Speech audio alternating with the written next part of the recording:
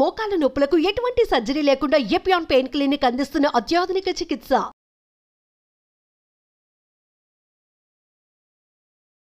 Suman TV ప్రేక్షకులకు నమస్కారం. నా పేరు doctor Mohan Vamsi, chief surgical oncologist, omega hospitals, Gachibowli, Hyderabad. South ఇండియాలో దక్షిణ భారతదేశంలో అత్యధికంగా కనబడే క్యాన్సర్ స్త్రీలలో ఈ గర్భసంచి ముఖద్వార క్యాన్సర్ అండి. ఈ గర్భసంచి ముఖద్వార క్యాన్సర్ లేదా సర్విక్స్ క్యాన్సర్ అంటాము. ఈ సర్వైకల్ క్యాన్సర్ ఈ మన కోస్టల్ ఏరియాస్లో ఆంధ్రప్రదేశ్, తమిళనాడు, ఒరిస్సా తీర ప్రాంతాల్లో humid ఎన్విరాన్మెంట్లో human papillomatous virus HPV virus ఎక్కువగా వ్యాప్తి చెంది ఈ సర్వైకల్ క్యాన్సర్ అవడానికి దోహదం చేస్తుందన్నమాట. ఈ సర్వైకల్ అంటే it's a cause and effect relation. Human papilloma virus HPV virus infection వల్ల సర్వైకల్ క్యాన్సర్ వస్తుందని సైంటిస్టులు ఖచ్చితంగా నిర్ధారణ చేశారు. ఈ repeated attacks human papillomatous virus HPV virus infection వల్ల ఈ క్యాన్సర్లు వస్తుంటాయి అన్నమాట. మామూలుగా మనకి వైరల్ ఇన్ఫెక్షన్ వచ్చింది అనుకోండి, ఏం చేస్తాం? బాడీలో ఆటోమేటిక్గా ఇమ్యూనిటీ డెవలప్ అవుతుంది. లైక్ కరోనా ఒకసారి కరోనా ఇన్ఫెక్షన్ వచ్చేస్తే మనకి వెంటనే ఇమ్యూనిటీ డెవలప్ అవుతుంది. రెండోసారి కరోనా వచ్చినప్పుడు మనం ప్రొటెక్ట్ చేస్తుంది. ఈ హెచ్పివి వైరస్ ఎంత స్మార్ట్ వైరస్ అంటే ఇది ఆ గర్భసంచి ముఖద్వార సెల్స్ లోపల ఉంటుంది. లోపల ఉండటం వలన బాడీ యొక్క ఇమ్యూన్ మెకానిజమ్స్కి అది కనబడదు. అంటే బాడీ తన ఇమ్యూన్ మెకానిజమ్స్ని ఆ వైరస్కి అగెన్స్ట్గా పెంచలేదన్నమాట. సో ప్రతిసారి ఇన్ఫెక్షన్ వచ్చినప్పుడల్లా ఆ ఇంట్రా సెల్యులర్గా ఉంటుంది వైరస్. ఆ తర్వాత ఇమ్యూనిటీ డెవలప్ అవ్వదు. సో రిపీటెడ్ వైరల్ ఇన్ఫెక్షన్స్ వలన ఆ సర్వైకల్ ఎపిథీలియం క్యాన్సర్గా మారుతుంది. సో ఇది కామనెస్ట్ కాదు. సో ఇతరత్ర రిస్క్ ఫ్యాక్టర్స్ చాలా ఉన్నాయి. Generally people belonging to poorer sections of the society, పేదవాళ్ళలో ఈ హైజీన్ అంటే పీరియడ్స్ టైంలో పరిశుభ్రత పాటించకపోవటం వల్ల వీళ్ళలో ఈ క్యాన్సర్ వచ్చే అవకాశాలు ఎక్కువగా ఉంటాయి. వైరస్ ఎక్కువగా వ్యాప్తి చెంది, అలాగే పిల్లలు ఎక్కువగా ఉంటాను. తర్వాత ఇదే కాకుండా కొన్ని రకాల డ్రగ్స్ అంటే ప్యూబర్టీ టైమ్స్లో కొన్ని హార్మోన్ డ్రగ్స్ తీసుకునే వాళ్ళు కూడా ఇది కామన్గా చూస్తుంటాం. So generally poorer sections of the society ఎక్కువగా చూస్తుంటాం. సో అందువల్ల చాలాసార్లు లేట్ స్టేజెస్లోనే వీటిని కనుక్కోవడం జరుగుతూ ఉంటుంది. ఈ సిమ్టమ్స్ కూడా చాలా సింపుల్గా ఉంటాయండి. చాలామంది అశ్రద్ధ చేస్తారు. అంటే వైట్ డిశ్చార్జ్, అది చాలా కామన్గా స్త్రీల్లో చూస్తుంటాం. వైట్ డిశ్చార్జ్, అలాగే బ్లడ్తో కూడిన డిశ్చార్జు. చాలాసార్లు ఇది పెయిన్లెస్గా ఉండటంతో చాలామంది స్త్రీలు నెగ్లెక్ట్ చేస్తుంటారు ఈ సిమ్టమ్ని. చాలా కామన్గా చూస్తుంటారు, చాలా కామన్గా తగ్గిపోతుంది అని అశ్రద్ధ చేస్తుంటారు. అందుకే చాలామంది లేట్ స్టేజెస్లోనే ఈ క్యాన్సర్తో డయాగ్నోస్ చేయబడతారు. లో గ్రేడ్ అబ్డామినల్ పెయిన్, కింద పొట్టలో పెయిన్, పీరియడ్స్ టైంలో బ్లీడింగ్ ఎక్కువ అవటం, పోస్ట్ కాయిటల్ బ్లీడింగ్, భర్తతో చేరిన తర్వాత బ్లీడింగ్ అవటం, ఇవన్నీ కూడా ఈ సర్వైకల్ క్యాన్సర్ లక్షణాలు. ఈ లక్షణాలు ఉన్నవాళ్ళు ఎప్పుడు కూడా అశ్రద్ధ చేయకూడదు. వెంటనే వారి పక్కనే ఉన్న లేడీ డాక్టర్ దగ్గరికి వెళ్ళి ఒకసారి పరీక్ష చేయించుకున్నట్టయితే క్లినికల్ ఎగ్జామినేషన్లోనే లేడీ డాక్టర్ అది క్యాన్సరా కాదా ఈజీగా గుర్తించవచ్చు. ఎందుకంటే యాక్సెసిబుల్ క్లినికల్ ఎగ్జామినేషన్.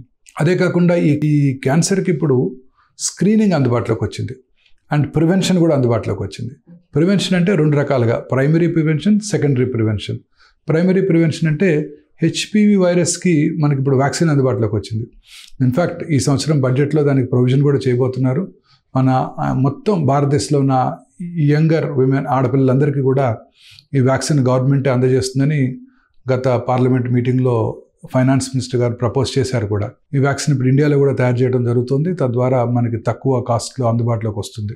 ఈ వ్యాక్సిన్ ఇవ్వటం వల్ల ఈ క్యాన్సర్ని మనం స్మాల్ పాక్స్ని, పోలియోని ఎట్లా ఎరాడికేట్ చేసామో ఈ క్యాన్సర్ని కూడా పూర్తిగా ఎరాడికేట్ చేయడానికి అవకాశం ఉంది.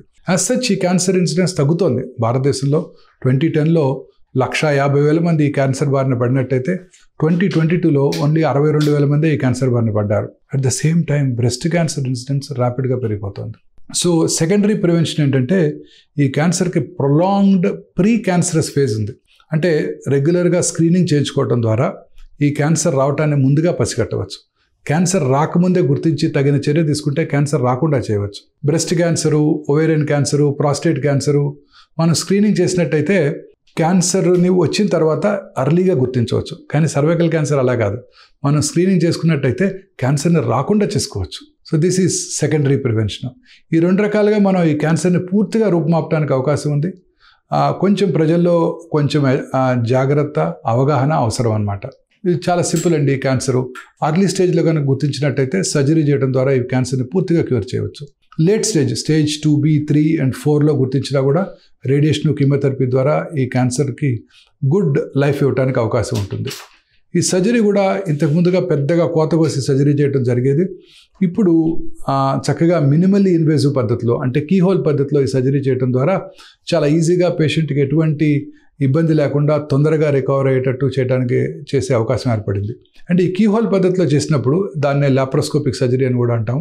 మనం కంటితో చూసిన దానికన్నా ఈ మ్యాగ్నిఫైడ్ ఇమేజెస్, ఈ హైలీ సెన్సిటివ్ కెమెరాస్ వాడినప్పుడు 10 to 16 టైమ్స్ మ్యాగ్నిఫైడ్ ఇమేజ్ మనకి మన ఆపరేషన్ రూమ్ స్క్రీన్లో కనబడుతూ ఉన్నప్పుడు సర్జరీ చేయడానికి కూడా ఈజీగా ఉంటుంది.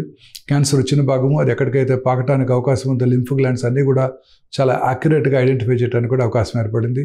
తర్వాత పోస్ట్ ఆపరేటివ్ కాంప్లికేషన్స్ కూడా పూర్తిగా తగ్గడానికి కూడా అవకాశం ఏర్పడింది. సర్వైకల్ క్యాన్సర్ని మనం లేట్ స్టేజ్లో గుర్తించినప్పుడు స్టేజ్ 2B, స్టేజ్ 3, స్టేజ్ 4లో రేడియోథెరపీ, కీమోథెరపీ ఇవ్వడం ద్వారా మనం పూర్తిగా వాటిని కంట్రోల్ చేయడానికి, చాలా సందర్భాల్లో క్యూర్ చేయడానికి కూడా అవకాశం ఏర్పడింది. ఇప్పుడు ఈ రేడియోథెరపీలో అనేక రకాలైన న్యూవర్ చికిత్సా పరికరాలు మనకు అందుబాటులోకి వచ్చాయి.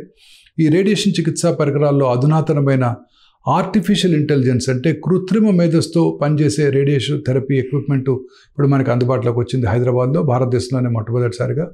ఈ కృత్రిమ మేధస్సుతో కూడిన రేడియేషన్ చేయటం ద్వారా పేషెంట్కి ఎటువంటి సైడ్ ఎఫెక్ట్స్ లేకుండా మనం రేడియేషన్ చేసే అవకాశం ఏర్పడింది. ఉదాహరణకి గర్భసంచి క్యాన్సర్ ముఖద్వారానికి మనం ఇప్పుడు క్యాన్సర్ ట్రీట్మెంట్ ఇస్తున్నప్పుడు గర్భసంచి ముందు యూరినరీ బ్లాడర్ అంటే మూత్రాశయం ఉంటుంది, గర్భసంచి వెనకాల మలద్వారం ఉంటుంది.